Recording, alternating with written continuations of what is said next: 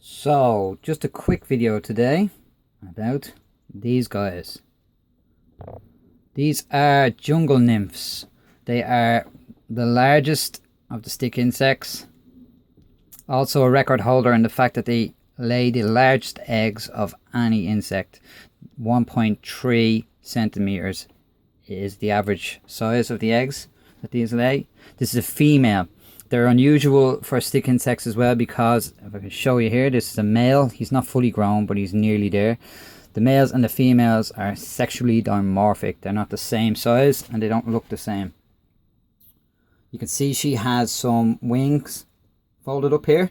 They're not any good for flying, but because she's too heavy, obviously. But she still retains them. The males also get wings. The females have a great way to defend themselves. On their back legs here, you can see they have spikes all along the back. They clamp their legs together on my poor fingers or whoever's hassling them for educational videos, and they stab you in the fingers with them, or whatever animal is attacking them. They rear up their back legs and snap, snap, snap. I think they're fabulous looking animals. They look like something out of a sci-fi movie. Crazy heads on them.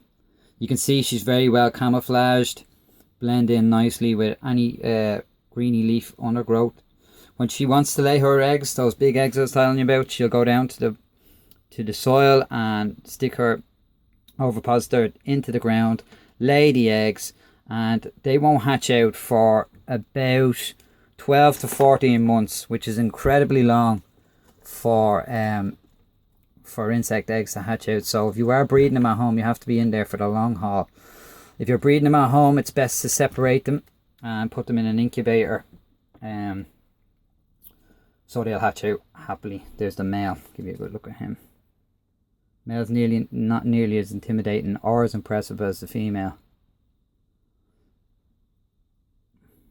but a nice looking animal all the same. He is also very well camouflaged. If you can see him on a branch there, you just think he's a withered old leaf. Now, if you're keeping these guys, you need to keep them in a tub like this, but longer. This is just because I'm changing their vegetation in their tub at the moment. So a longer, lengthwise, taller tub.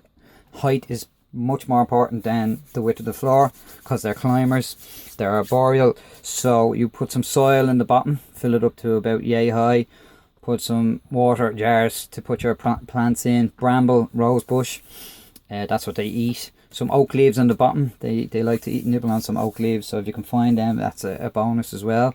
And height wise, it needs to be very tall, as I was saying. The humidity needs to be very high as well, so spraying them every day helps, or every second day. To combat like problems with fungus on the bottom, I sometimes put up some charcoal, which generally kills off fungus, but it's rarely an issue. So there you go. Hope that was informative. Jungle nymphs, brilliant animals.